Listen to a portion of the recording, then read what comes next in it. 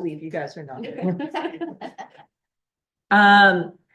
Okay, everybody, we're gonna have maybe a little bit thin attendance tonight. I hope that people here have not been dramatically affected by the fires, or your family has not been, but it's certainly, we're just chatting for a few minutes. It's a lot right at the moment, so best wishes to anyone that you might know, just kind of recognizing that it's such a dramatic situation for all of us, a little bit surreal, as we were just saying, because we can't see it or smell it or sort of taste it here, but I think it's still affecting a lot of people tangentially. That kind of somber note, if everybody could take a look at this, if it's on your desk.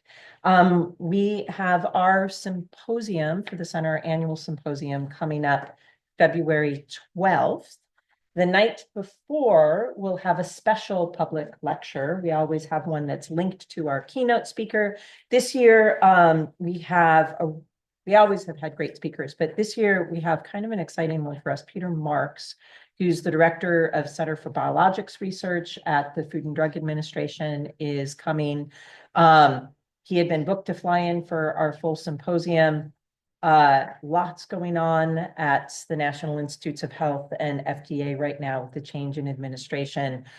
He is very kindly keeping his commitment to us despite all of that. So he's red-eyeing out and flying back. Be kind to him and be a good audience. We hope to have you there. These are very community-friendly lectures. So if you know folks from the area who might be interested, we'd really appreciate you helping us to spread the word and do some public outreach there. With that, welcome back. Happy New Year. 2025 feels a little bit weird to say that right now. Could I ask our speakers up? As I warned them a minute ago, I'm pulling on my Peter Donovan hat and making people introduce themselves a little bit, because I think it's important to talk about how we got here and the kinds of work that we're doing. So Dr. Sparks, can you say a few words about how you landed at UCI? So Nicole Sparks, I am in my third year as an assistant professor here at UC Irvine. I did my undergrad at La Sierra University in Riverside, my master's at Cal State San Bernardino San Bernardino, and then went to UC Riverside for my PhD. So kind of a SoCal girl, just happened by circumstance that I got to be here, but I was actually a CIRM funded Bridges Scholar during my master's. So I was part of the first cohort at Cal State San Bernardino that placed me at UC Riverside to learn stem cell biology and how toxicology, and really just spearheaded my whole trajectory, my pathway. I knew I was going to developmental biology. I thought I was going to work with Drosophila, but once I got that CIRM Scholars opportunity, it really changed my trajectory. And right after the pandemic, or early in there, is when the market opened up again. And so I went out, and I was very fortunate to get multiple offers, but UC Irvine had the best place for growth and pioneering and a support system. And so that's why I'm here. Yeah, and we'll benefit from that. So in case, I thank you so much for mentioning that background, because I do think it's really important. One of the things that California Institute for Regenerative Medicine does, of course, is to fund quite translational work within the state, but the training programs have really been an incredible resource. So I've had many CIRM Bridges students in my lab. Cameron, raise your hand, is now my graduate student and was a CIRM student in the lab. And the training programs for college students through the Compass programs, for which we now have an incredibly successful program at UCI, as does Riverside, and also pre-doc and postdoc training is really a fantastic resource. And I think it's underappreciated in all of the things that CIRM does. Mm-hmm. And Dr. Vera-Colon. Hi, everyone. Good evening. My name is Madeline. I'm a third-year PhD student here at UC Irvine. I am in the Environmental Health Sciences program, working beneath Dr. Nicole Sparks, and we are housed in the School of Public Health. So my bachelor's is a little different. I did a BS in psychology. I come from North Carolina, so I got my bachelor's out at UNC Greensboro. I went to UC Riverside to do my master's in environmental toxicology. You That's followed where- her. That is where I met Dr. Sparks, and I just had to leap with her and come here to UC Irvine. It's a great place to learn. I've enjoyed my time here. And So here I was going to ask, how did you pick environmental health and toxicology? I was not persuaded at all. All right, fair enough. Thank you guys for your patience. I'll let you go ahead and get started. Usually, as most of you remember, we'll hold questions until the end and then do sort of a moderated discussion. So keep that in mind as you're listening. Perfect. Thank you. All right. Thank you for the introduction and allowing us to introduce ourselves. I just want to thank the Stem Cell Research Center for inviting us and all the staff who's been coordinating everything and publicizing. I hope that we get to convince you all how stem cells, can play a role in the field of toxicology, specifically how we use it for environmental health and those toxicants and how they can lead to developmental defects in the skeleton. All right, so we kind of already set up an introduction slide, but we'll go over just a couple of things. So I'll let Madeline. Yeah, just to add on to what's already been said, a few things that are really important to me when I begin every presentation is kind of know where I come from. And so I'm first generation Mexican American and also first generation college graduate in my family. It's something that I carry with me everywhere. It's a personal enthusiasm that I have in terms of mentoring the next generation of scientists. And I would like to pass it on to Dr. Sparks. So these are just a few of the funding agencies and the professional societies we're a part of that have supported, our toxicology and stem cell work. So you can see the International Stem Cell Research is there. We go there, and even though we're toxicologists, we're still showing, defects in the cell. Serum once again is up there. All right, and so this is the Sparks Lab right here. So this is the brilliant individuals who are taking my ideas and leading, helping me lead this research program to investigate. This is the logo that we were able to create. And later on at the end of the presentation, I'll talk a little bit more about them and what they're doing in the lab. Okay. So as I said, I was trying to convince you all on how we can use stem cells in the field of toxicology, specifically for skeletal defects. So often in the field of toxicology, people are very concerned about, and rightly so, but the heart, the nervous system, but we kind of often disregard, the skeletal system. When a baby is born, there's about 300 bones. As we age, they feast together. We have about 206 bones in our body. It accounts for 1/5 of our weight, of our total body weight. Also, it has 5 important functions. It protects our organs, so it protects our brain, our heart, our lung.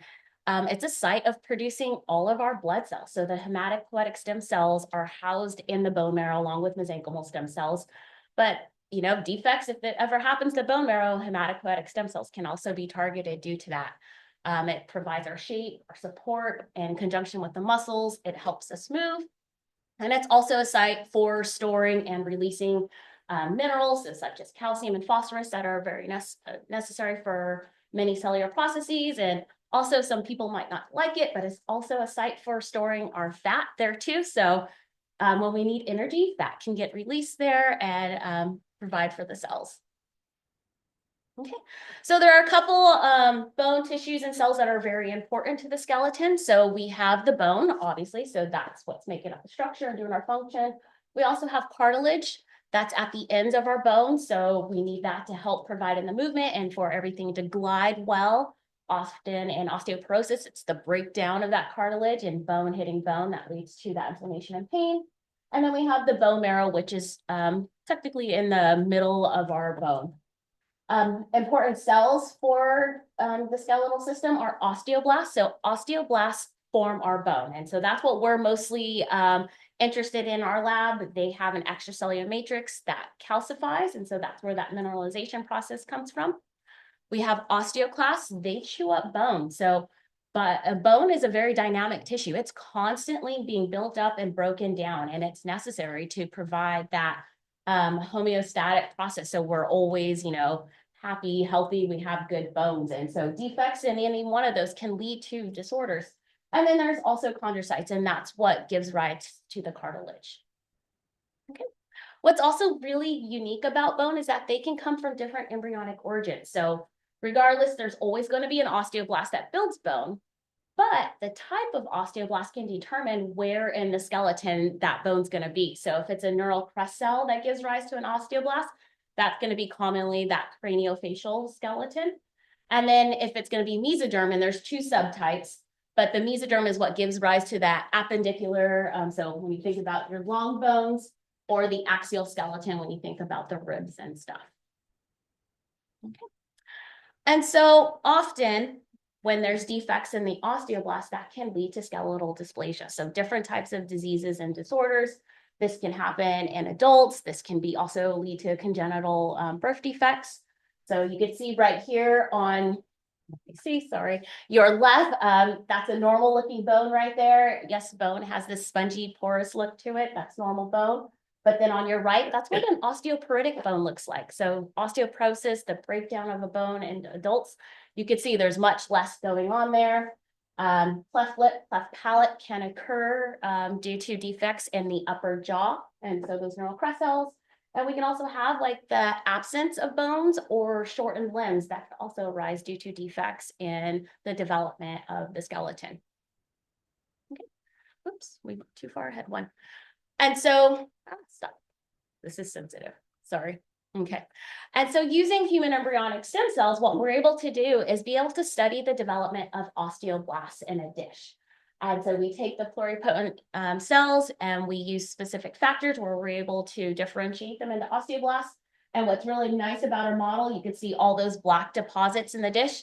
The extracellular matrix is calcifying. And so because of that, light can't shine through. And so from a very robust, just qualitative standpoint, we can tell how well it's differentiating just by the presence of black deposits. So during my PhD in the lab of my PI, and her name was Dr. Nicole at UC Riverside, she had developed this osteogenic process first using mouse embryonic stem cells. And when I came into the lab, I worked with another doctoral student, and we worked on characterizing this process using human embryonic stem cells.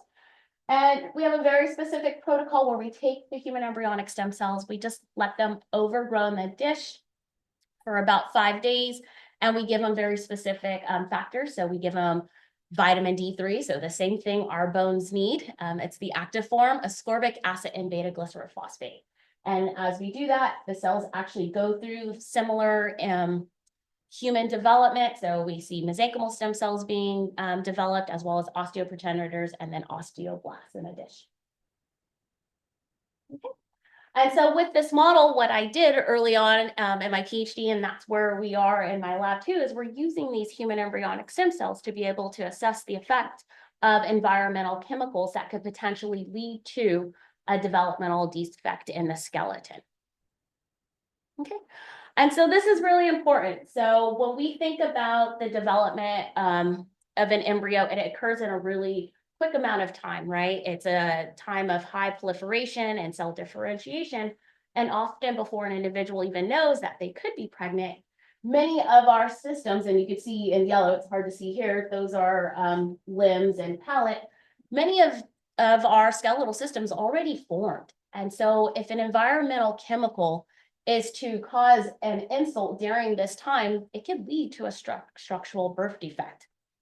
And so just talking a few numbers, about 1 in 33, it's a little over 100,000 children in the US are born every year with a birth defect. 10% of all birth defects are due to an environmental exposure, which is really concerning, because how are we supposed to be able to assess if a toxicant can lead to a defect? And how do you know who is susceptible or not? And so being able to have systems like our embryonic stem cells to quickly identify a putative toxicant can really help, lessen the burden and determine some exposure levels, or determine if it's going to be a teratogen or can cause a structural defect. Okay. So our lab, we like to use the term, we are developmental toxicologists. And so what we do in developmental toxicology as one, we take environmental chemicals and we assess their effects to cause an adverse effect on offspring. And we do this specifically for the bone. And this is important. It's used in many sectors. So when you think about the FDA, the EPA, even biotech and pharmaceutical companies, they have to have some kind of testing in-house to try to understand if their toxicant or their chemical they're creating can lead to a defect. Also, this helps in the realm of public health. So going through my whole career, I was always in cell, molecular, environmental toxicology. I never had this public health lens, but now that I'm in the School of Public Health, I've really changed that thought that what I'm doing can translate to what the community is experiencing, you know? So we're thinking about these wildfires and air pollution. Well, what kind of effect does that have on the pregnant individual? And so these are ways we can inform the community on how they could be exposed and what, or how they're being exposed and how that could lead to some kind of adverse effect on the offspring. Also, it's helpful in risk assessment. So being able to determine what is a safe dose. So often when we think about the EPA and you think about drinking water, right? And there's usually chemicals in there and they say, well, you are okay to be exposed to PFAS or something at this level. But if you go above that, that could lead to something. And so that what we do in developmental toxicity can also help with determining the risk. Okay. There's just to talk about a little bit of some conventional methods and why embryonic stem cells are not superior, but can help the process in determining the developmental toxicity of a chemical is conventionally rodent models and some higher animals like rabbits and dogs are used in conventional toxicity testing. The issue with that is if you think about the time of gestation, the length of a pregnancy, it can take a long time to try to assess one chemical at multiple doses. And if you're talking about thousands of chemicals in the environment, it's really hard to adequately and robustly identify what is a potential toxicant. It can be really expensive. Also, there's that question is, does what happened in the rodent model always translate to the human condition? So we know there's this classic cases of like thalidomide and some other anti-epileptic drugs and stuff that didn't cause developmental toxicity in the offspring, but we know once the mom took the drug, her offspring came out with shortened limbs and other types of defects. So using other methods like in vitro, and so using our human embryonic stem cells, that can help abrogate some of the issues with conventional testing. It's not the perfect system. It can't replace everything, but it can actually help. So it allows us to be more high throughput, being able to screen multiple chemicals at multiple concentrations at a time. Using human embryonic stem cells lets it be more relevant to humans. It also has ethical implications. So thinking about the 3 R's, replacement, reduction, and refinement of animal use. And then the most promising test we have is the embryonic stem cell test. And so this was developed in the late 90s, early 2000s, and it was first looked at as a cardiac endpoint, but then developed on to incorporate bone, hepatic, liver, lung, and other tissue endpoints. Okay. And so what we use in the lab are these 3 endpoints. There's some other things we do in the lab, but these are the 3 major endpoints we look at when we're first assessing the toxicity of a chemical. One is, does it inhibit differentiation of our HESCs into osteoblasts? 2, is it cytotoxic to the human embryonic stem cells? And 3, we look at what are the effects on a terminally differentiated a somatic cell type. So if you look at the somatic cell type, it's more of the adult condition or that maternal condition. So if the toxicant is not causing cell death or inhibition of differentiation in that somatic cell type, but we are seeing defects in our embryonic stem cells that are being differentiated, that's how we know it's a developmental toxicant versus just something that's generally cytotoxic to the cells. Okay, and so I'm just going to briefly touch on some research I did, 2 slides of when I was a PhD student and developing this model and using it for complex mixtures, as I was interested in harm reduction tobacco products. And so those are tobacco products that were once called light cigarettes. So now it's called Camel Blue. I was also looking at snus. And it was this notion that pregnant individuals believed it was safer for them to take it because, you know, they were having difficulty quitting smoking and it didn't make them a bad person. But when you have that addiction, it's really hard to quit when you're pregnant. And so they were looking for alternatives. And so these are a couple of them that they were looking at. And so I employed the same model system of differentiating the stem cells and the osteoblasts and exposed them to Camel Blue and Camel Snus. And just after 6 years of research in my PhD, this all boils down into this one slide, basically, is that in our control untreated conditions, great osteogenesis occurring in the dish, but in our camel blue and camel snus, we saw a reduction in osteoblast differentiation. It was a developmental toxicant, so cells were being reduced to about a 50% level without causing cell death. And then through a series of different experiments, in vivo stuff and everything, I took it into RNA sequencing. So looking at what genes were being dysregulated, what mechanisms were at play. And so I found a whole number of dysregulated genes that were affected that could be attributed to the inhibition in osteoblast differentiation. And if you just look at the heat map, there you can see an inverse relationship. So what was downregulated in blue in the untreated cells was upregulated in expression in our tobacco treated cells. Okay. And so with that, I'm going to let Madeline take over and talk about one of the projects she's doing in the lab using our system. Thank you. Yeah, so I've been working on this project for about 1.5 years now. I'm just going to show you some of the early work that I found from this study. So my toxicant that I was interested in was air pollution, as you can tell by the title. And just to give you an overview of some health conditions that are made worse by air pollution exposure, we know that exposure to air pollution increases the risk for lung conditions. These are conditions like asthma, COPD, bronchitis, pneumonia. And one major component of air pollution, since it's such a complex mixture, is something called particulate matter. And particulate matter has been linked to both inflammation and lung cancer as well. Particulate matter can be further broken down based on the diameter of the size of the particles.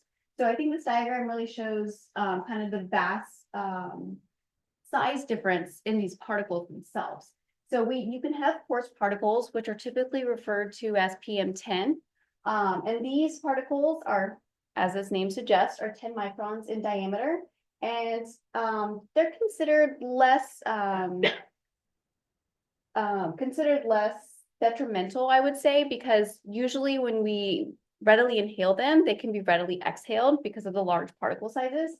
But when those particles get smaller, and like you'll see, for instance, with the fine particles, those particles are so small, they bypass all of our natural filtration systems in our nose, and they can be lodged deep within your lung tissue and then be taken up into the bloodstream and wreak a bunch of havoc.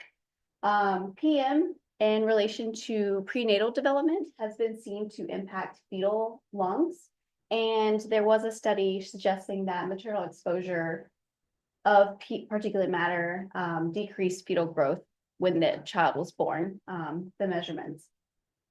So we were really looking into, of course, studying the bone and determining how fine particulate matter impacts bone development specifically.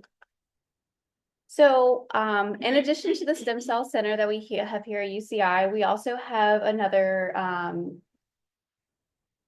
collaborator at the Air Pollution Health Effects Laboratory at UC Irvine.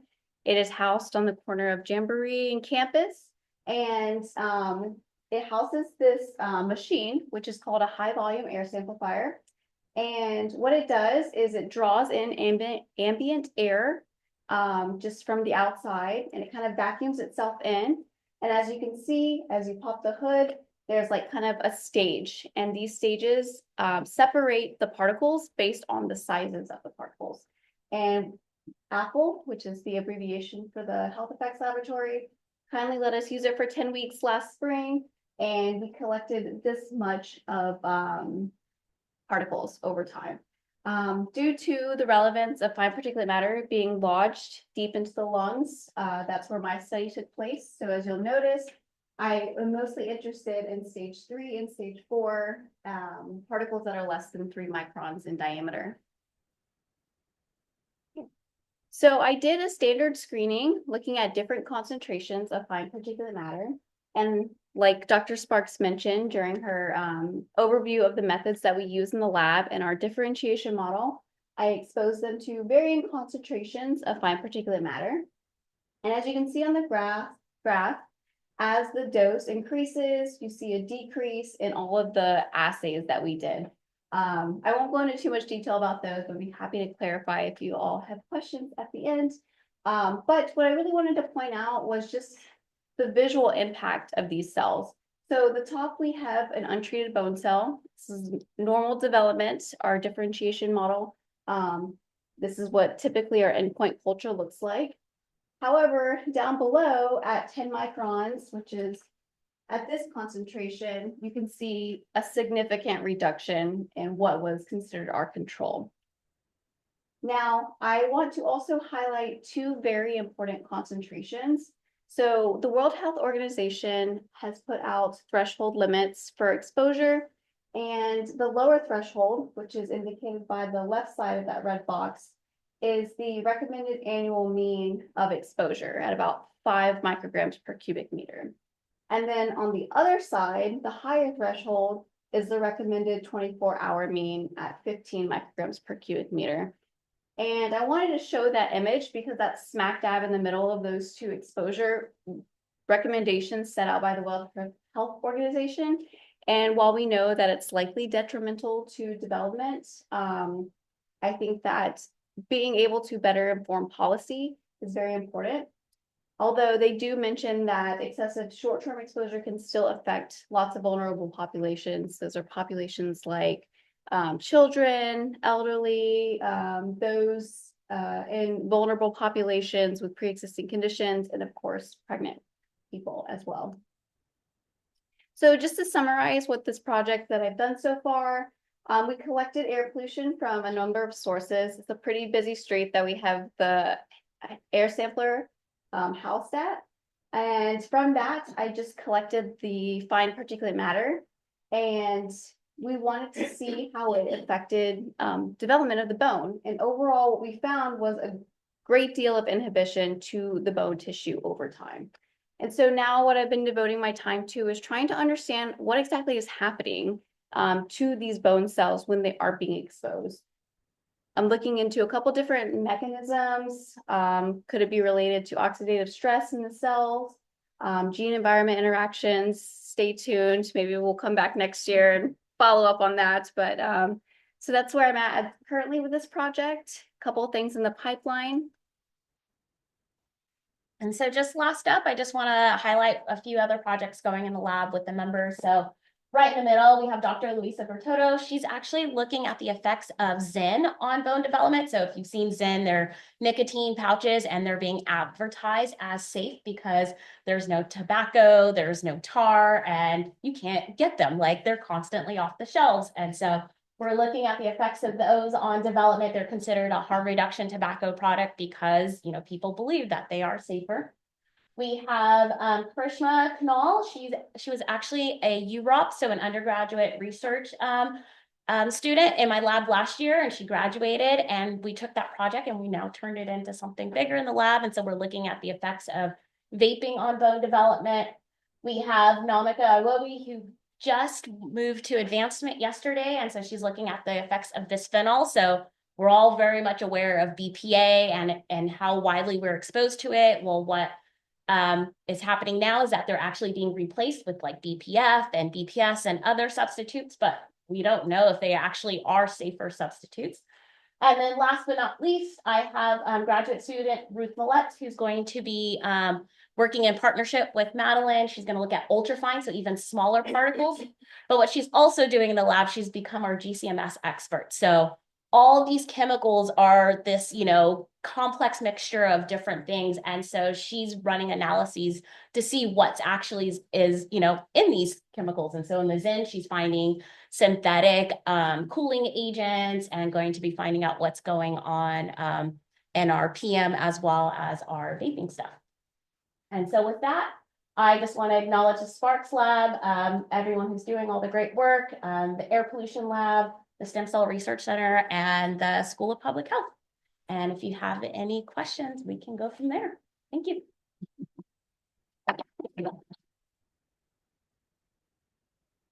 So, go ahead, Frank, but can I ask you guys to repeat the question from the front of the room? Yes, Yeah. yes. Madeline, in collection of your particulate matter, did you find anything here in Southern California that you didn't expect to find? And the reason I ask is I heard the former Department of Health of Orange County speak, who said 20% of our pollution in Southern California comes from China. So did you classify the particulate matter as to, what it's made of? Yeah, do you want to repeat that or summarize? the Yeah, question? so the question was, have the particulate matters been characterized and what's within the actual particulate matter that we collected? And I will say that is on the to-do list and it is written in our grants that we are going to do that.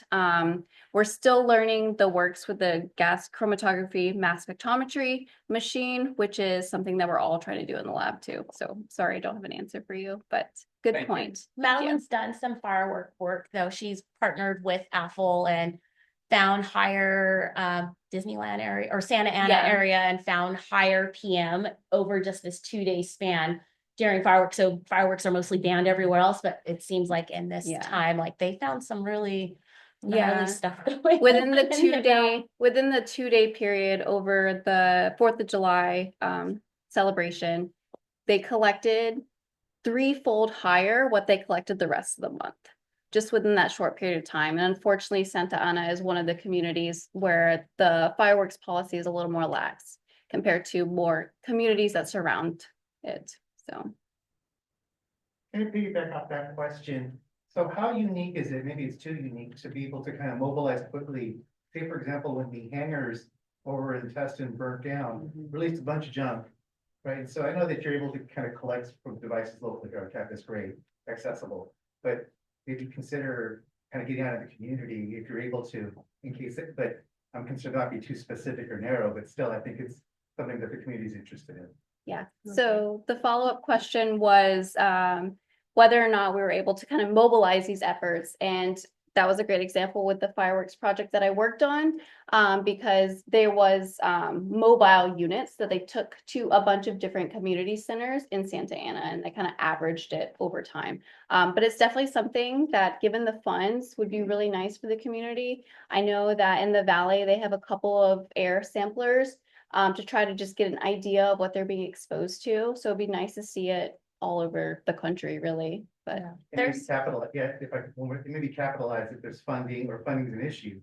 Maybe in that particular case, there might have been either some community or military, sorry, issues, again, specific, but don't leave any stone unturned in the sense that you still might not be able to get funding for something as well. That's true. Yeah, there's also these little, they're called Moody's, and it's a smaller handheld system. You can't collect as much, but they're pretty mobile, like a student can take it and go all over and at least get a chemical analysis of what's going on.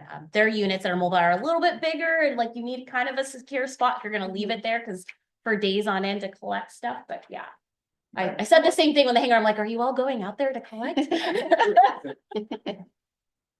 So are there any, just leveraging off that, right? Because we have the air quality management districts in California.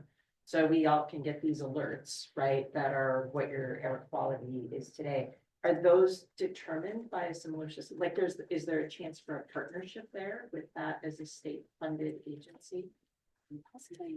So a lot of Maybe a the, little too granular. Question, yeah. We brought it up. So the question was, is there, Just because California has been kind of at the Yeah, front, a right? way to, in like, terms of having partner with these air management quality. districts, yeah. so I know we have CARB, so the California Air Resource Board. They do have some funding opportunities, not often, but when they do come up, so we try to check and see. Dr. Michael Kleiman, he's actually been on their board. He's part of the Air Pollution Health Effects Laboratory. So he's running a lot of things. We collaborate with them and trying to write grants where we can just keep putting them on everything. But yeah, I think California does a really good job when you compare us to other states and you're looking at these things. So there's resources there, definitely. Yeah. What differences did you observe between the organically or naturally derived pollutants in contrast to man-made?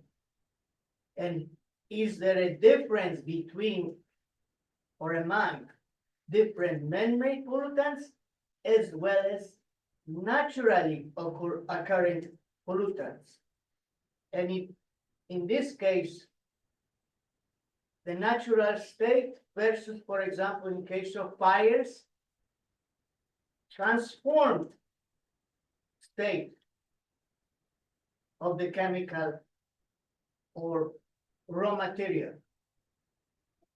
So the question was, what is the difference between the natural pollutants versus man-made type of pollutions and any changes like due to combustion or anything in the state of those types of pollutants? And we have not got to that point yet. I know there are people who are looking at the differences between brake dust, trying to tease out what's in the air during wildfire season compared to like a normal ambient type of air quality good day in California where there's some breeze. There hasn't been much analyses in the GCMS only because it's different every time. So what we collect in this 10 weeks period during spring won't be the same when we collect in the next 10 weeks in spring. And that could be due to if there was a dust storm or maybe somebody was lighting something or there was fire. Heat can also lead to changes, just excessive heat in our Southern California weather. So it is difficult. They are actually trying to create a wildfire simulator on campus and a couple other ways where we can try to control it and see. But like, even when you think about the fires that are going on now, just depending on if it's a 1920s home, we're releasing some really toxic things in the environment, right? There's asbestos in these homes and like lead and all that stuff. And so the state of what that's going to be right now is going to be pretty harmful compared to something, down here in a fire or just a regular day. Well, also I was looking at the difference between various species of plants. Mhm. Or, well, even molds, Yeah. fungi and similar organic matter. Oh, yeah, that definitely, all that would be relevant, could go in the environment, lead to changes. Also, how a plant or something would even respond compared to a human or compared to a squirrel or, some other animal, definitely. Yeah, I would expect differences. So can I, if I could, turn you back towards the stem cell Yeah. side of the game a little Air bit. pollution's always a fun topic. It is. It's so relevant. Yeah, for sure. But I'm a little bit struck by, and you alluded to thalidomide, for example, right? Which was really just kind of missed in terms of the safety studies that were done. Does everybody know what thalidomide was? So this was immortalized, the Food and Drug Administration, US FDA, as this is the way you should do things for safety testing. And there was one woman whose name I don't remember, who worked at the FDA. I can't remember. Unusual to have female scientists Yeah. at that time in the early 70s, late 60s. And thalidomide had been approved in the US for nausea in women that were pregnant. And it turned out that it caused birth defects that resulted in shortened limbs and a number of really pretty dramatic problems. It was not approved in the US, basically because this one female scientist at the FDA said, you haven't done any testing that would establish safety in utero, and you're targeting a patient population that's pregnant with this drug. And so the US has almost no incidence of this, but very common in Germany, in the UK, right? So it's the classic example that people point to as the FDA is good, and you have to be cautious for this following reason. So turning on that example, right? One of the things that's so striking about your work is the idea of putting that into a dish and really accelerating how quickly the kinds of analysis you can do might get done.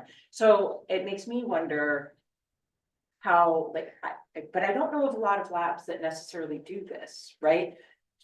So can you just comment on that, right? Because I think your work is so important in that regard. Is this a place we should be building to have like organ tissue screening facilities, right? Because it's So kind of the question is how we're revolutionizing the field of toxicology. That's exactly what I meant to say. And bringing in much more succinctly these modern biological approaches to be able to assess developmental toxicity. And that's what I always say. We're using these modern approaches really.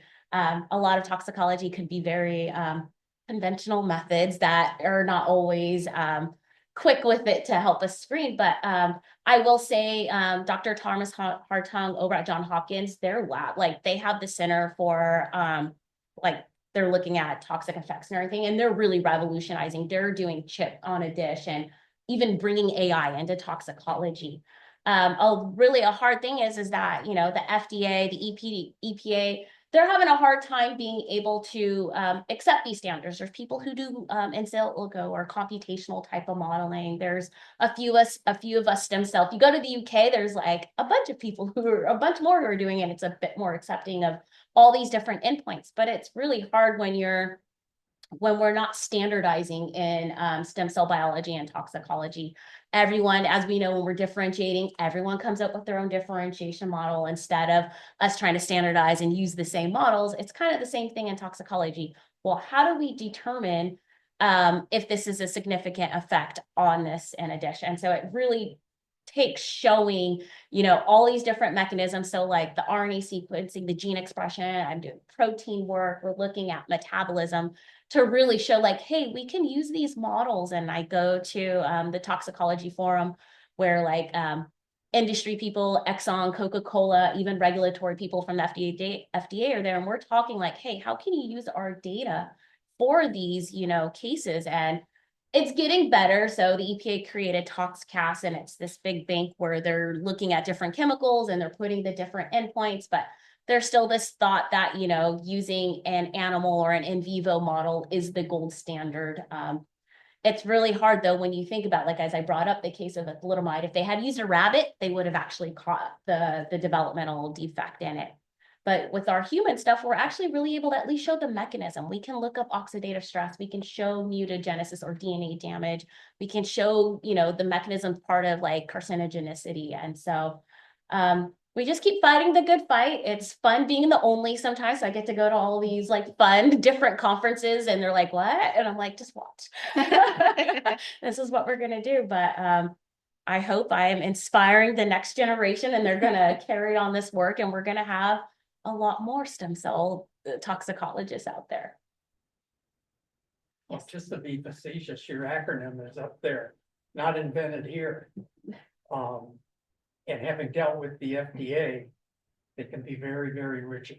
No, yes. They always say they like it, but it's hard. I mean, you have to show good laboratory practicing, and there's just, you know, it needs to be standardized. It really needs to be scrutinized and make sure what you're doing is something robust and that, you know, that could provide reliable, robust data.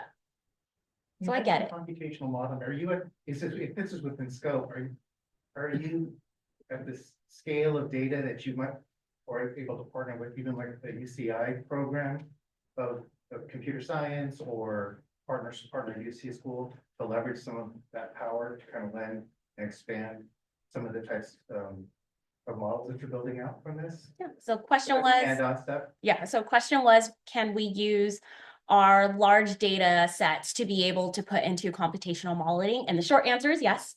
My hope is to be able to work with some people to where we can help build systems and really put in that skeletal endpoint. So showing our human embryonic stem cells, showing our data of what genes are being dysregulated, and really get that as an endpoint in there. I was working with Dr. Carrie Swant. She was at San Diego State. She just moved to Michigan State, but she had a student that was actually starting to build this model and taking computational data, and they started with cardiac and neuro. So I was like, I'm on our committee. I was like, we need bone added, but that's the hope, is that these larger, in even the EPA, they have their own large computational toxicology modeling is too, is hopefully that we can start getting our data and more as well. And others too, doing the same thing.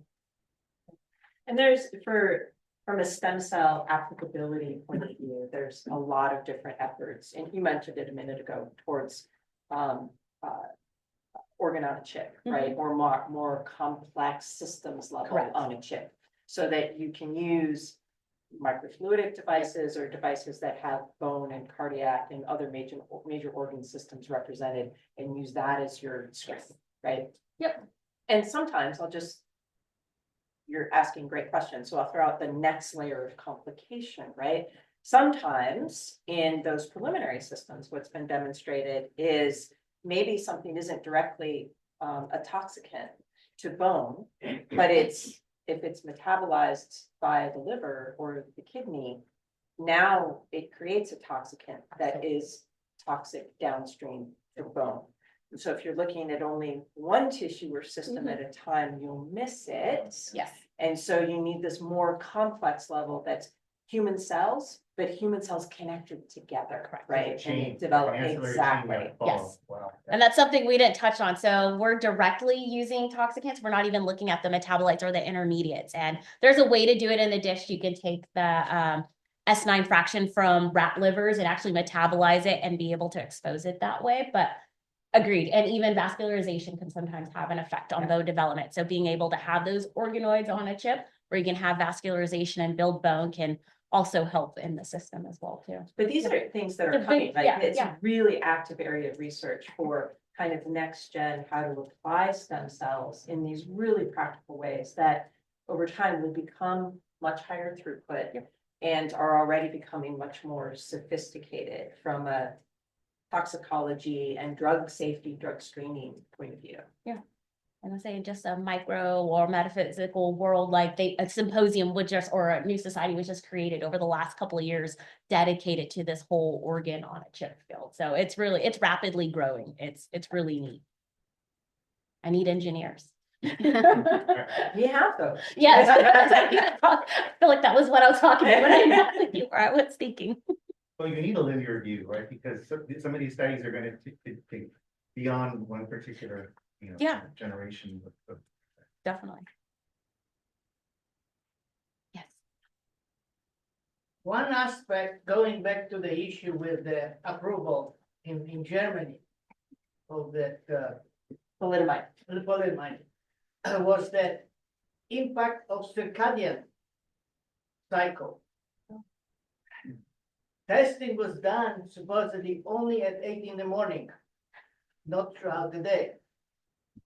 Supposedly, at that time, in the cycle, in circadian cycle, the threshold of toxicity is raised. Tolerance for the toxicity is raised, but as day progresses, it drops down. Okay, I didn't even know that. I know, I was like, I believe it, but I didn't know. That's the argument that has been presented. So, for complex organisms, it should be easy to recognize in the testing. But when putting for the stem cell in vitro, will it be visible? And if so, how can it be controlled? Yeah. I mean, they show that some cells have their own Circadian clock, yeah, their own The clock question too, is so.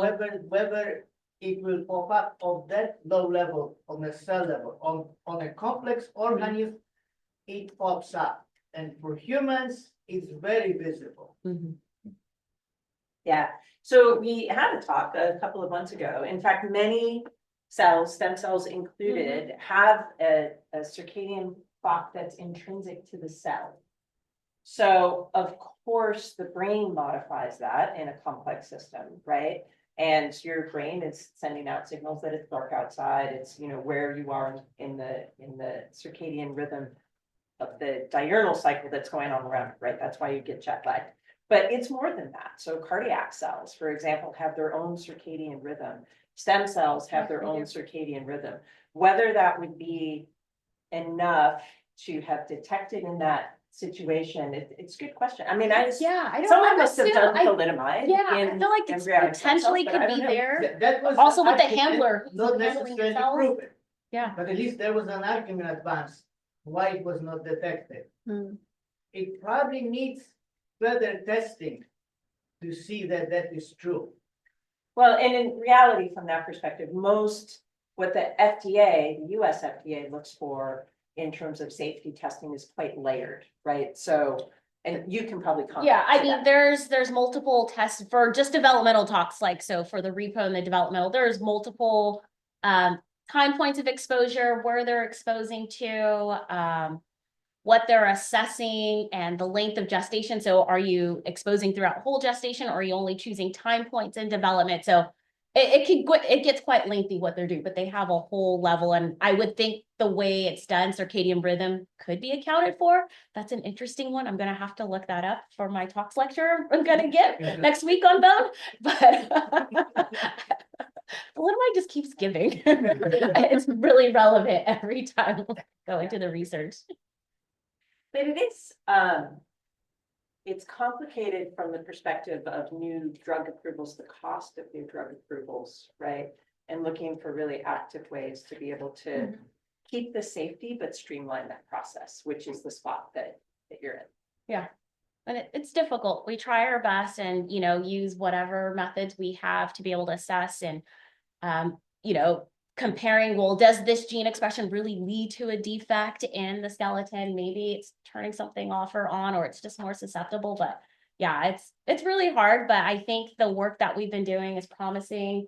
And if anything, it's like that preliminary, that baseline layer, being able to understand if something could potentially cause toxicity, and then we can take it into higher animals. So I didn't get to show that research in my tobacco, but I did take it into mouse skeletons and did in vivo exposures and was able to show abnormal ribs and porosity in the cranial skeleton and stuff due to the harm reduction tobacco exposure. So That's fine. but what it did was it found a dose range I could expose at without having to test multiple, ranges. I had one shot I could do it with. So Is the definition of success the validity of the process and the outcomes, or I should say, or like identifying the particular toxins that are like most exotic and egregious to the system? That's all. That was a loaded question. Sorry. yeah. So my definition of success is, one, can I actually detect an environmental toxicant? So can we do that with our system?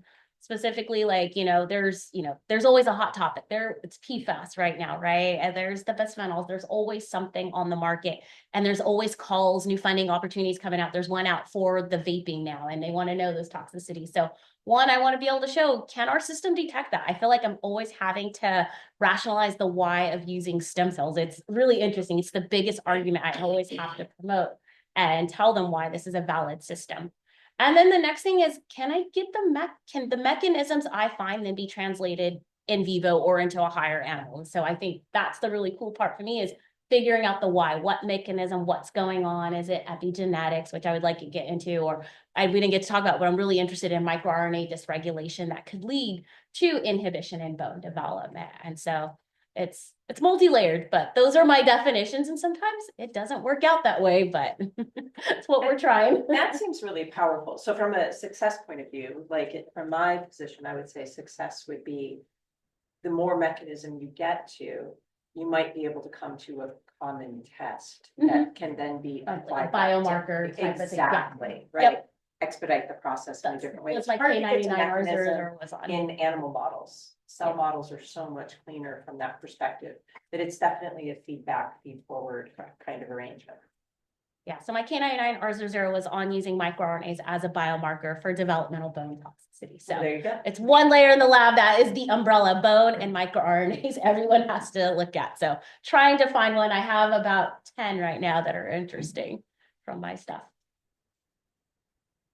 All right, well, please join me in thanking our speakers, and thanks to everyone for coming tonight. Thank you all.